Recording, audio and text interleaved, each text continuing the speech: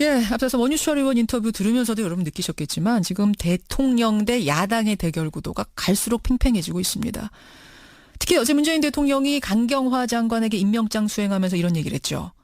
인사에 대한 생각이 다르다고 해서 대통령과 야당 간에 전쟁을 벌이는 것처럼 하지 말아라. 이거 온당치 못하다. 이 얘기가 야당을 더 자극한 것 같습니다. 야당은 이거 협치 못하겠다는 얘기냐, 국회 무시하겠다는 얘기냐 이런 발언을 하고 있는데요. 자, 여당의 입장 확인하죠. 더불어민주당 표창원 의원 연결이 돼 있는데 이 표 의원은 어제 그 SNS에다가 법무부 장관 후보를 추천하면서 또 화제가 되고 있습니다. 만나보죠. 표 의원님 안녕하세요. 네, 안녕하세요. 야당은 국회 무시하는 행위다. 심지어 어떤 얘기를 했냐면 오직 대통령에 의한 대통령을 위한 제왕적 행태만 있을 뿐 협치도 국회도 국민도 실종됐다. 이렇게 인사를 얘기하고 있습니다. 여당의 입장, 표창원 의원 입장은 뭔가요?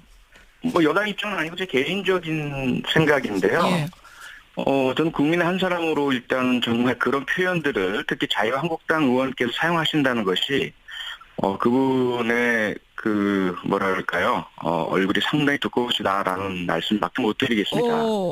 왜 그렇게까지 생각하세요? 아니, 지금 대한민국 왜 이렇게 됐습니까? 지난 박근혜 전 대통령과 예? 무조건 박근혜 대통령 1인만을 위해서 충성 봉사했던 과거 여당의 합작품이 만들어낸 국정농단이지 않습니까? 그래서 예. 국민이 분노하고 나라가 위기에 빠지고요. 예. 결국 시민들이 수천만 명의 연임원 거리에 나와서 총교를 보내셔야 했었고 그 결과 조기 대선이 치러진 것인데요. 예.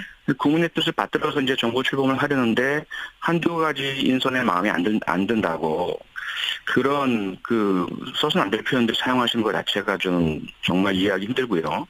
더구나 그런 표현을 쓰신 분이 한반도에 핵을 설치해야 된다라는 등 국민을 불안에 빠뜨리게 만든 분들인데요.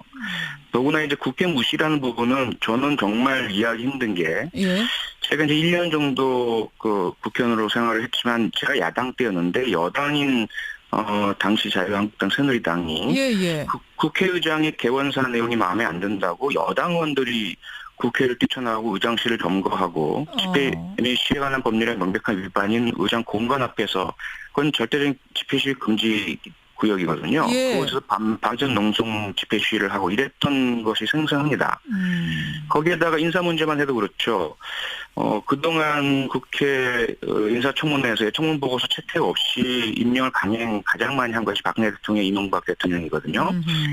거기에다가 김재수 전 농림축산식품부 장관은 너무 심각하기 때문에 네. 야당 모두가 동의해서 국회에서 해임 건의안 표결까지 했는데 그 표결을 못하게 하겠다고 필리버스터로 알려졌었죠. 예. 장관 한 명 한 명 불러내서 무의미한 시간 끌기로 자정 넘기려고 하다가 결국은 해임 건의안이 통과가 됐는데도 예. 당시 대통령은 완전 무시했습니다. 그냥 계속해서 그 장관을 유지하고 지금까지도 장관으로 있죠. 예. 이런 상태였던 정당이 지금 가까스로 국민과 협의하에서 정부 구성해서 국가개혁하려는 이 와중에 있는 대통령에게 그런 표현을 쓴다는 것은 저는 이해할 수 없습니다. 과연 자격이 있느냐 그런 말을 한마디로 말하자면 그 말씀 하시는 거네요. 네, 요약하면 그렇게 볼 수 있습니다. 그래요. 근데 아까 이제 네. 원유철 의원은 이런 말씀하세요.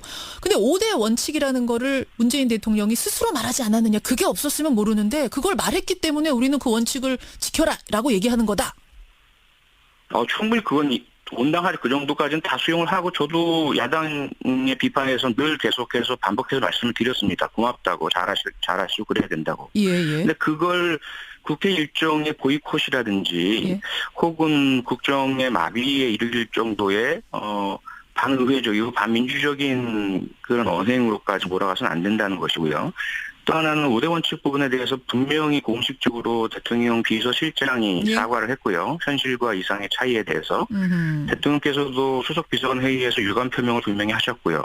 그 정도면은 과거에 비해서 훨씬 대통령이 야당에 대해서 고개 숙인다는 표현까지 할 정도의 예. 그런 겸양을 보여주신 것이라고 저는 보거든요. 알겠습니다. 그런데도 불구하고 여전히 그렇게 좀 지나친 표현과 행동을 하시는 것은 좀 유감입니다. 상당히. 그 청와대 검증 문제는 어떻게 보세요? 보세요. 지금 야당에서는 청와대 검증이 잘못됐다는 점도 대표적으로 지적을 합니다. 안경환 교수 봐라.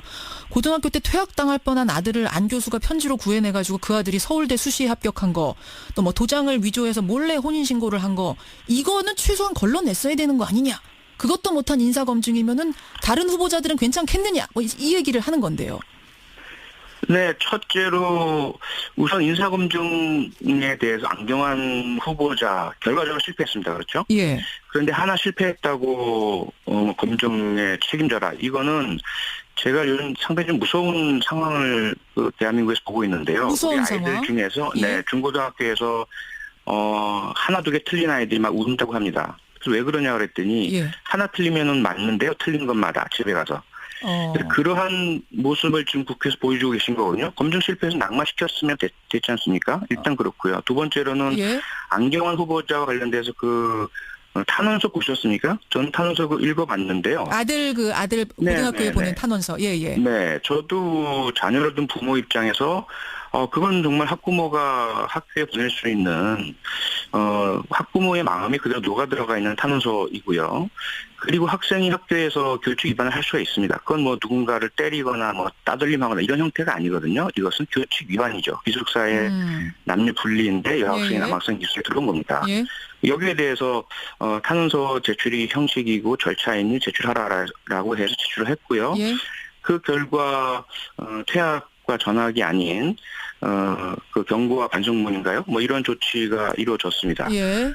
그런데 그것 때문에 그러면 장관 후보자가 돼서는 안 되는 건가요? 저는 그렇게 생각하지 않고요. 사문서 위조 문제는 어떻게 보세요? 이것도 그 검증해서 문제는 이건 상당히 걸러놨어야 되지 않냐? 그건 상당히 심각하죠. 그게 이제 첫 번째로 드러난 것은 그 결혼 무효 소송 처분 결과죠. 예, 예. 이게 이제 43년 전인데요. 예.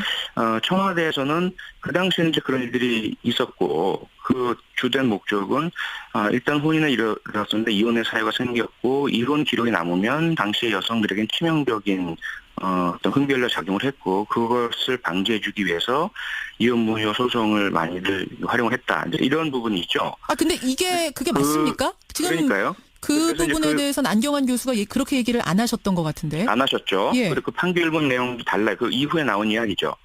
그건 뭐냐면 일단 43년 전 가사 소송 관련된 부분, 이게 지금 가사소송법에서는 예. 당사자나 이해관계에 있는 제3자의 정당한 요청에 의해서 법원의 심사에 의해서가 아니면 공개할 수 없도록 되어 있고 보도가 금지되어 있는 부분인데요. 이해관계에 있는 제3자라는 것은 예를 들어 내가 결혼하고자 하는데 배우자 될 사람이 혼인무효 소송 결과가 있다. 그럼 이게 어떻게 된 건지 알고 싶다. 그건 정당한 요청 아니겠습니까? 예. 근데 지금 인사청문회에서 의원 한 분이 예, 예. 그 상임위의 결정이라든지 혹은 위원장의 공식 요청도 아닌데 쉽게 그걸 습득했다는 것 자체를 국민들이 납득하지 못하고 있는데 주광덕 의원 말씀하신 거예요. 문제는 청와대가 그걸 확보했었어야 하느냐에 대해서는 조금 의문의 여지가 있습니다. 그러니까 왜 주광덕 의원은 확보한 걸 청와대는 확보를 못하고 모르고 지나갔느냐, 이제 이 얘기가 지금 나오는 상황인데. 그렇죠. 그 인권의 문제, 사생활 문제, 가사 소송의 문제인데요. 그걸 이제 본인 스스로 발급받아서 제출했다면 예, 예. 뭐 당연히 확인 가능한 부분이었겠죠. 그런데 이것을 이제 사생활 영역으로 본다면 43년 전 이혼 무효 소송이 있었다. 그 자체는 형사적인 부분도 아니죠. 알겠습니다. 지금 여하튼 조국 수석은 이야기를 합니다. 조국 수석은 이게 이제 예전에 하던 관행대로 다 제출받을 걸 다 제출받았는데 그중에 재적 등본이라는 것을 제출받았어야만 이게 확인할 수 있는 부분이었는데 재적 등본은 제출을 하는 그 요건 중에 아니었기 때문에 포함이 되지 않았기 때문에 이 부분은 몰랐던 것이다. 몰랐을 수밖에 없던 거고 보도 보고 나는 알았다. 이렇게 지금 해명을 하고 계시는데 여하튼 야당에서는 조국 수석 사퇴하라 이거예요. 이 문제 때문에 어떻게 보세요? 그러니까 제가 말씀드린 게 그렇습니다. 물론 절차적으로 결과적으로 실패예요. 그렇죠? 실패입니다. 근데 실패 하나 했다고 이거 잘 됐으니까 사퇴하시오. 너무 지나치지 않느냐는 거죠. 그럼 그 과거에 역대 정권에서 100% 인사청문회에서 흥결없는 후보자 지명이라는 게 있었느냐, 그리고 가능하냐, 바람직하냐, 저는 그렇지 않다고 봅니다. 잘못했으면 인정하고 그 다음 후보자 지명하고 그렇게 해서 정부 조각 빨리 해야지. 한 번 실패 나왔으니 인사검증 담당자들 사퇴하라. 그거는 제가 볼 때 그건 정치가 아니라고 저는 생각을 합니다. 그것은 도리가 아니다. 더불어민주당 표창원 의원 지금 만나고 있습니다. 그나저나 법무부 장관 후보자인지 지금 얘기를 하고 있는 중이었는데 어제 네. SNS에다가 법무부 장관 후보를 실명으로 추천을 하셨어요. 표 의원님. 노회찬 의원, 뭐 이재명 시장 이런 분들. 그게 굉장히 화제가 됐고 지금도 실검에 노회찬 의원 이름이 오를 정도인데 예, 이게 뭐 예. 친해서 인기 있어서 추천하신 건 아닐 테고 어떤 이유입니까? 그동안 언론도 수차례 그러한 그 후보자들에 대한 보도를 냈지 않습니까? 언론이 생각하는 예상되는 후보자. 뭐 여러분들 많이들 올리셨고, 저도 그 중에 한 사람이고요. 예, 예. 그런데 이제 물론 그 여러 가지 주목하고 보도가 되는 이유는 있겠죠. 예. 저는 제 개인적인 생각으로 우선은 검찰 개혁, 법무행정의 정상화, 과거 법무부가 실제 국가의 형사 정책이라든지 예. 교정, 보호관찰 등 또 인권보호, 피해자 보호 등을 포괄해야 할 그 막중한 임무가 제대로 수행되지 못했고요. 예. 검찰부, 검찰만을 위한 어떤 보조 행정적인 역할에 머물렀다는 너무나 안타까운 마음이 강하고요. 그래서 안경환 후보자를 저는 가장 적임자로 봤거든요. 그러셨어요. 그분의 인격 국가인권위원장으로서의 경력, 그리고 그 서울대 법대 학장을 하시면서 최초로 여성 교수 임용, 예. 그리고 비서울대 교수 임용, 뭐 예. 그런 분이야말로 진정한 개혁의 적임자라고 봤는데 결국은 안 됐습니다. 그렇죠. 그래서 안경환 후보자 이상으로 법무부를 개혁할 수 있는 분, 제가 알고 있는 분들 그냥 쭉 적은 겁니다. 아, 그러신 거군요. 검찰개혁 네. 어쨌든 제일 잘할 사람을 뽑아달라라는 강조였다 이런 말씀이세요. 네, 그렇습니다. 예. 네. 어떤 후보자가 이제 안경환 후보자의 뒤를 이어서 등장할지 누가 오든 검찰개혁에 방점을 찍고 제대로 해달라라는 당부로 인터뷰 마무리를 짓죠. 표창원 의원님 고맙습니다. 네, 고맙습니다. 더불어민주당 표창원 의원이었습니다. 동의해서 국회에서 해임 건의안 표결까지 했는데 그 표결을 못하게 하겠다고 필리버스터로 알려졌었죠. 아, 예. 장관 한 명 한 명 불러내서 무의미한 시간 끌기로 자정 넘기려고 하다가 결국은 해임 건의안이 통과가 됐는데도 예. 당시 대통령은 완전 무시했습니다. 그냥 계속해서 그 장관을 유지하고 지금까지도 장관으로 있죠. 예. 이런 상태였던 정당이 지금 가까스로 국민과 협의하에서 정부 구성해서 국가 개혁하려는 이 와중에 있는 그 대통령이 그런 표현을 쓴다는 것은 저는 이해할 수 없습니다. 과연 자격이 있느냐 그런 말을 한마디로 말하자면 그 말씀 하시는 거네요. 네, 요약하면 그렇게 볼 수 있습니다. 그래요. 근데 아까 이제 네. 원유철 의원은 이런 말씀하세요. 근데 5대 원칙이라는 거를 문재인 대통령이 스스로 말하지 않았느냐. 그게 없었으면 모르는데 그걸 말했기 때문에 우리는 그 원칙을 지켜라라고 얘기하는 거다. 충분히 그건 온당하지 그 정도까지는 다 수용을 하고 저도 야당 더구나 그런 표현을 쓰신 분이 한반도에 핵을 설치해야 된다라는 등 국민을 불안에 빠뜨리게 만든 분들인데요. 더구나 이제 국회 무시라는 부분은 저는 정말 이해하기 힘든 게 예. 제가 이제 1년 정도 그 국회의원으로 생활을 했지만 제가 야당 때였는데 여당인 당시 자유한국당 새누리당이 예. 국회의장의 개원사 내용이 마음에 안 든다고 여당 의원들이 국회를 뛰쳐나오고 의장실을 점거하고 집회 및 시위에 관한 법률의 명백한 위반인 의장 공간 앞에서 그건 절대적인 집회 시위 금지 구역이거든요. 예. 거기서 밤전 농성 집회 시위를 하고 이랬던 것이 생생합니다. 거기에다가 인사 문제만 해도 그렇죠. 그동안 국회 인사청문회에서의 청문보고서 채택 없이 임명을 가장 많이 한 것이 박근혜 대통령, 이명박 대통령이거든요. 거기에다가 그 김재수 전 농림축산식품부 장관은 너무 심각하기 때문에 네. 야당 모두가 비판에서 늘 계속해서 반복해서 말씀을 드렸습니다. 고맙다고 잘하시고 그래야 된다고. 예. 근데 그걸 국회 일정의 보이콧이라든지 예. 혹은 국정의 마비에 이르길 정도의 반의회적이고 반민주적인 그런 언행으로까지 몰아가서는 안 된다는 것이고요. 또 하나는 5대 원칙 부분에 대해서 분명히 공식적으로 대통령 비서실장이 예. 사과를 했고요. 현실과 이상의 차이에 대해서. 대통령께서도 수석 비서관 회의에서 유감 표명을 분명히 하셨고요. 그 정도면 과거에 비해서 훨씬 대통령이 야당에 대해서 고개 숙인다는 표현까지 할 정도의 예. 그런 겸양을 보여주신 것이라고 저는 보거든요. 알겠습니다. 그런데도 불구하고 여전히 그렇게 좀 지나친 표현과 행동을 하시는 것은 좀 유감입니다. 상당히. 네, 그 청와대 검증 문제는 어떻게 보세요? 지금 야당에서는 청와대 검증이 잘못됐다는 점도 대표적으로 지적을 합니다. 안경환 교수 봐라. 고등학교 때 퇴학당할 뻔한 아들을 안 교수가 편지로 구해내가지고 그 아들이 예, 앞서서 원유철 의원 인터뷰 들으면서도 여러분 느끼셨겠지만 지금 대통령 대 야당의 대결 구도가 갈수록 팽팽해지고 있습니다. 특히 어제 문재인 대통령이 강경화 장관에게 임명장 수행하면서 이런 얘기를 했죠. 인사에 대한 생각이 다르다고 해서 대통령과 야당 간에 전쟁을 벌이는 것처럼 하지 말아라. 이거 온당치 못하다. 이 얘기가 야당을 더 자극한 것 같습니다. 야당은 이거 협치 못하겠다는 얘기냐, 국회 무시하겠다는 얘기냐 이런 발언을 하고 있는데요. 자, 여당의 입장 확인하죠. 더불어민주당 표창원 의원 연결이 돼 있는데 이 표 의원은 어제 그 SNS에다가 법무부 장관 후보를 추천하면서 또 화제가 되고 있습니다. 만나보죠. 표 의원님 안녕하세요. 네, 안녕하세요. 야당은 국회 무시하는 행위다. 심지어 어떤 얘기를 했냐면 오직 대통령에 의한 대통령을 위한 제왕적 행태만 있을 뿐 협치도 국회도 국민도 실종됐다. 이렇게 인사를 얘기하고 있습니다. 여당의 입장, 표창원 의원 입장은 뭔가요?